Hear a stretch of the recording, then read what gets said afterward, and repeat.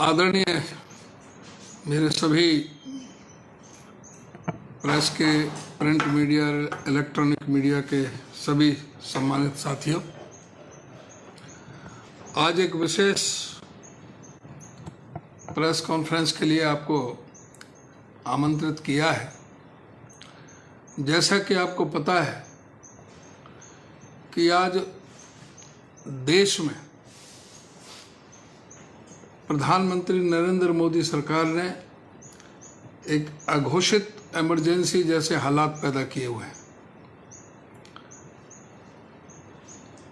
जब से भारत आज़ाद हुआ आज तक कभी ऐसा नहीं हुआ कि किसी भी राजनीतिक दल के चुनाव के समय उनके अकाउंट फ्रीज कर दिए जाएं। जैसा कि आपको पता है कि प्रत्येक राजनीतिक दल इनकम टैक्स से फ्री होता है और प्रत्येक राजनीतिक दल को अपनी पार्टी के कार्यों को आगे बढ़ाने के लिए पैसे की नितांत आवश्यकता होती है।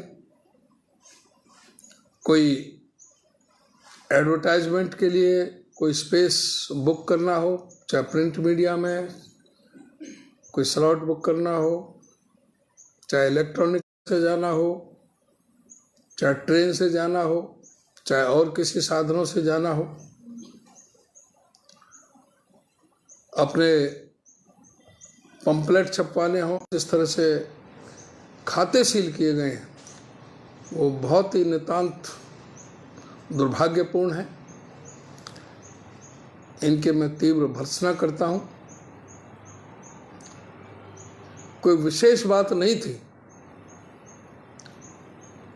इनकम टैक्स में रिटर्न दाखिल करनी होती है। 1994-95 का सीताराम केसरी जी के समय का 30 साल बाद और 2017-18 में जो हमारे मोतीलाल वोरा कोषाध्यक्ष थे, सिर्फ इनकम टैक्स की जो रिटर्न है वो 30 दिन लेट हुई। उसमें जो कुछ हमारे विधायकों ने, सांसदों ने जो चंदा कैश में दिया था वो केवल 14 लाख रुपए का चंदा था, जिसके ऊपर इस सरकार ने इनकम टैक्स को इस्तेमाल करके 210 करोड़ और 25 लाख रुपए का पेनल्टी लगा दिया। और इनकम टैक्स विभाग ने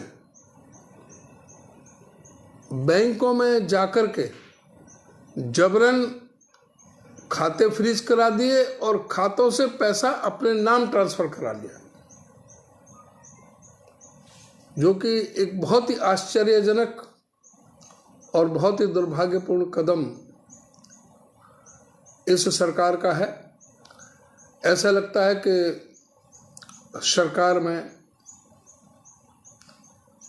अघोषित इमरजेंसी लगी हुई है। विपक्ष का गला घोंटने के लिए इस चुनाव में विपक्ष को चुनावी प्रक्रिया से अलग थलग करने के लिए, उनको कमजोर करने के लिए, जबकि इलेक्शन कमीशन का होता है कि समान रूप से सबको सुविधा प्रदान की जाए, समान ग्राउंड होना चाहिए। एक तरफ भारतीय जनता पार्टी, जिन्होंने अनाप शनाप पैसा जो वसूल किया है, कंपनियों से चंदे का धंधा किया है,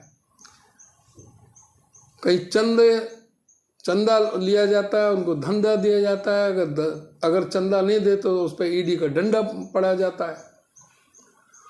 उनके माध्यम से,